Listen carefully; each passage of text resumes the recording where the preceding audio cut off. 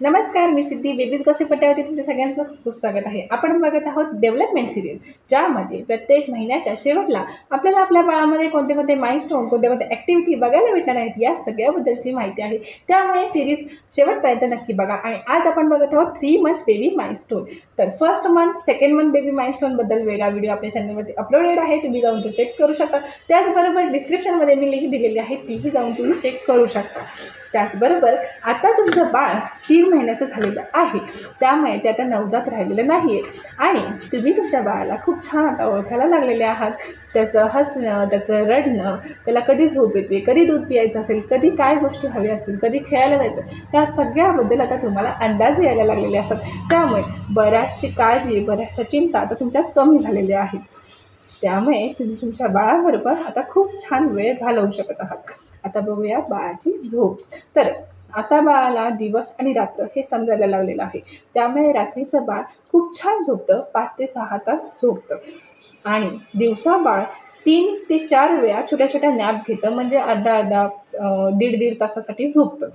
तर दिवसा बाळाचं झोपणं जे आहे ते वातावरणावरती अवलंबून आहे, त्यामुळे प्रत्येक 2-2, 3-3 वेळा तुमचं बाळ झोपेलच असं नाही आहे। कधी कधी काय होतं की 12च्या नंतर ऊन असल्यामुळे 12 ते 5-6 वाजेपर्यंत बाळ झोपत नाही आणि खूप उशीर ताणल्या गेल्यामुळे बाळाला खूप सारी चिडचिड होणे, खूप रडणं, बाळाला उलटी होणं, बाळाला गॅस होणं, ह्या सगळ्या गोष्टी होत असतात। त्यामुळे वातावरणामध्ये जर गरमी असेल तर बाळ झोपत नाही, पण जर थंडी असेल तर बाळ खूप उशीर झोपतं, म्हणजे सकाळी बाळ जे आहे ते 10-11 वाजेपर्यंत उठून झोपून असतं। त्यामुळे काळजी करण्यासारखं काहीही कारण नाही। बाळ रात्री दूध पिण्यासाठी उठतं, जर बाळ दूध पिण्यासाठी उठलं नाही तर 5 तासानंतर बाळाला उठवा आणि दूध द्या, कारण की बाळामध्ये ग्लुकोजची कमी होऊन जाते। जसं की आपल्याला खूप उशीर पाणी न पिल्यामुळे तहान लागते, गळा सुकतो, त्याचप्रमाणे लहान बाळाला सुद्धा गळा सुकण्याचा किंवा मग ग्लुकोजचा प्रॉब्लेम होतो। त्यामुळे बाळाला दर 5 तासानंतर दूध देणं गरजेचं आहे। त्याचबरोबर बाळ जे आहे ते रात्री जर सकाळी उठलं तरीसुद्धा काही काळजी करू नका, बाळाबरोबर अर्धा ते 1 तास खेळा आणि मग ते पुन्हा झोपून जाईल। बाळ 3 ते 4 महिन्यापर्यंतही अजूनही बाळाची झोप असते। दिवसाची झोप बाळाची आता थोडी कमी होत जाते, ते तुम्हाला आता दिसेलच, कारण बाळाला खेळायला लागलेलं आहे, बाळाला सगळ्या गोष्टी आता बघायच्या आहेत। त्यामुळे आता बघूया फिटिंग पॅटर्न। जर बाळ तुमचं अंगावरचं दूध पित असेल तर जिथे बाळाला 2-2, 3-3 तासांनी बाळाला दूध पाजायला लागायचं, तिथे आता खूप उशीरही, म्हणजे खूप तासही तुम्ही बाळाला दूध पाजलं नाही, 3 ते 4 तास, 4 ते 5 तास दूध पाजलं नाही, तरी हे बाळ चांगलं खेळतं, कारण की बाळाच्या पोटाची पचनक्रिया आता मजबूत झालेली असते। त्यामुळे त्याचबरोबर जर तुम्ही तुमच्या बाळाला बॉटल फीड करत असाल तर तुम्ही बघाल की बाळ जे आहे ते आता जास्त क्वांटिटीमध्ये दूध मागत आहे, म्हणजेच त्याची आता भूक वाढलेली आहे। आणि जे अंगावरचं दूध पितं ते बाळ जिथे अर्धा 1-1 तास लावायचं, तिथे आता 10 ते 15 मिनिटात दूध पिऊन मोकळं होत आहे। त्याचबरोबर आता तुमच्या बाळाची पचन प्रक्रिया चांगली झाल्यामुळे आता बाळाचं अन्न जे आहे ते त्याला पचतंय चांगलं, बाळाला उलटी येणं, गॅस होणं, अपचन, ह्या सगळ्या गोष्टी आता कमी होत चाललेल्या आहेत। त्याचबरोबर डायपर, जर तुम्ही तुमच्या बाळाला डायपर घालत असाल तर 5 ते 6 वेळा डायपर चेंज करणं नॉर्मल आहे, पण जर तुम्ही तुमच्या बाळाला डायपर घालत नसाल तर लक्षात ठेवा, तुमच्या बाळाने दर अर्ध्या तासाने तरी सू करणं गरजेचं आहे। जर तुमचं बाळ अर्धा तासापासून 1 तासापर्यंत सू करत नाही तर काळजी करण्याचं कारण आहे। तर घाबरण्यासारखं काही नाही, कारण की कधी वातावरणामध्ये गरमी असल्यामुळे, उन्हाळी लागल्यामुळे, कडकी बाजल्यामुळे लहान मुलं सू उशिरा करतात। तर त्याबद्दल काय करायचं ह्यावरती 1 मंथ बेबी माइलस्टोनमध्ये मी सविस्तर सांगितलेलं आहे, तुम्ही ते जाऊन चेक करू शकता, त्याने तुम्हाला मदत होईल, काळजी करू नका। आता तर लहान बाळ जे आहे ते त्याच्या शीचं जे टेक्स्चर आहे ते आता बदललेलं आहे, रंग आहे, जो पहिला गडद काळा होता तो आता थोडा पिवळसर ह्या दिशेने जात असतो। त्याचबरोबर बाळ ज्यावेळेला शी करतं त्यावेळेला वेगवेगळे चेहरे करतो, जसं की जर ते खेळत असेल तर एकदम शांत होऊन जातं, किंवा मग त्याची शी झालेली असेल तर ते रडून सांगतं आपल्याला की आता मी शी केलेली आहे तर मला आता स्वच्छ करा वगैरे। त्याला आता 3 ते 4 महिन्यामध्ये बाळाला शू केल्याच्या नंतर अजिबात ओल्यामध्ये राहायला आवडत नाही, ते तुम्हाला सांगतं की आता डेव्हलपमेंट। तर आता आपण जे पहिल्या 2 महिन्यामध्ये 3 महिन्यामध्ये जे बाळाला चांगलं मालिश केलेलं, जे त्याच्याकडून मस्त व्यायाम करून घेतलेलं होतं, टमी टाईम दिलेलं होतं, त्या सगळ्याचं आता तुम्हाला फळ बघायला भेटणार आहे. कारण की बाळ आता मस्त मान सावरायला लागलेलं आहे. जिथे बाळाला उचलून घेताना आपल्याला बाणेच्या इथे हात द्यावा लागत होता, सपोर्ट करायला लागत होता, तिथे आता बाळ मस्त मान सावरायला लागलेलं आहे. जिथे बाळ जे आहे पहिल्या बाळाच्या मानेला जर सावरलं नाही तर झटका जाण्याची किंवा मग नाजूक हलत असायची मान, ती आता नाही होत आहे, डोलत नाही आहे, मान तर स्टेबल आहे.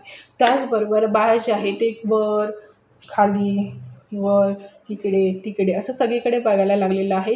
त्याचबरोबर जर तुम्ही एखादी गोष्ट एखादं खेळणं बाळाच्या जवळ असं फिरवत असाल तर बाळ इकडे तिकडे इकडे तिकडे ह्या सगळ्या मुवमेंट आता करायला लागल्या आहेत.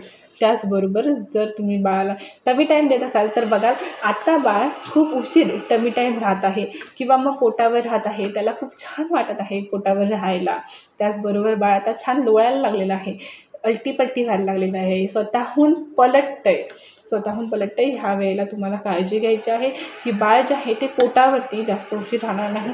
कारण की खूप वेळा बाळाला मान सावरता अजूनही अशी येत नाही, तर ते नाकावर पडू शकतं आणि त्याला थोडंसं लागू शकतं. त्यामुळे त्याला काळजी घ्या, त्याच्याकडे लक्ष ठेवा ज्या वेळेला बाळ जागं असेल त्यावेळेला. त्याचबरोबर बाळ आता मस्त गोल गोल गोल गोल गोल गोल फिरायला लागलेलं असतं, स्वतः हालचाल करायला लागलेलं असतं. त्याची पकड आता मजबूत झालेली असते. म्हणजे तुम्ही एखादी गोष्ट एखादी बोट जरी त्याच्या हातात दिला इतकं जास्त जोरात धरतं.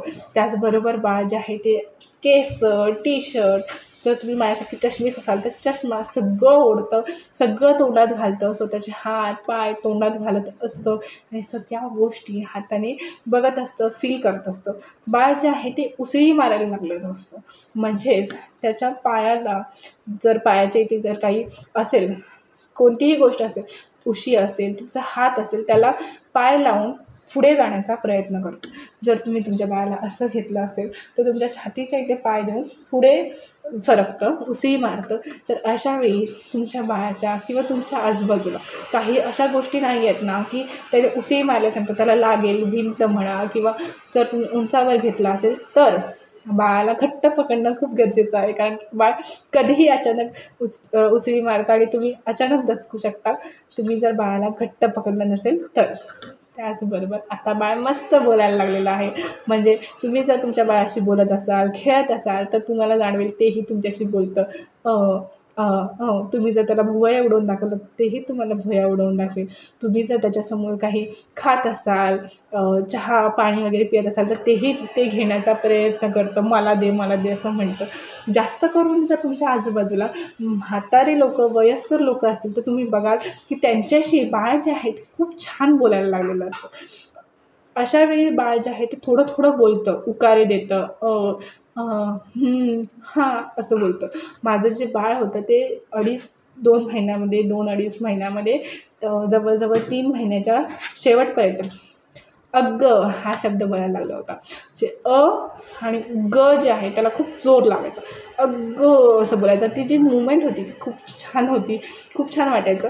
कारण की माझ्या घरचे जे आहेत ते मला आवाज द्यायचे आणि त्याच्या पुढे ते अगं हे आण, अगं ते आण असं म्हणायचे. आणि त्याला अगं हा जो शब्द होता तो छोटा आणि खूप छान वाटला. तर तो मला जे आहे मी त्याच्याजवळ जेव्हा पण जायची तेव्हा तो मला अगं असंच म्हणायचा, अगं ये, अगं ते कर असंच म्हणायचं आणि ते मला खूप छान वाटायचं. तसंच बाळ जे आहे ते रिस्पॉन्स करायला शिकतं. आता जे बाळ आहे त्याचे नजर जी आहे ती अजूनही तेज झालेली असते. जिथे पहिल्या बाळाला सफेद आणि काळाच रंग दिसत होता तिथे आता बाळाला रंगीत रंगीत वस्तू दिसायला लागलेल्या आहेत. त्यामुळे रंगीत वस्तू, रंगीत कपडे, रंगीत गोष्टी, रंगीत खेळणी बाळाला खूप आकर्षित करतात. आता तुम्हाला तुमचं बाळ फक्त आवाजावरून ओळखत नाही तर तुम्ही जिथे लांब जरी असाल तरीही तुम्हाला तुमचं बाळ ओळखायला लागलेलं असतं, बघायला लागलेलं असतं. त्यामुळे त्याला कळतं की हां तुम्ही तिथे उभे आहात, तुम्ही इथून गेला आहात. ते तुम्हाला कधी कधी बघतं, तुम्ही जर दिसलात तर हसायला लागतं, मस्त हातवारे करून सांगतं की मला घे मला घे, मला तिथे जायचं वगैरे वगैरे. ह्या सगळ्या गोष्टी आणि अजून खूप साऱ्या गोष्टी तुम्हाला बघायला भेटतील.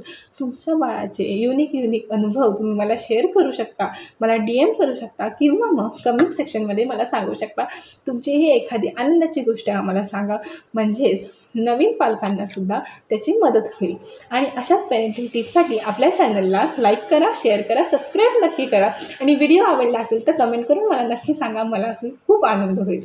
Thank you so much.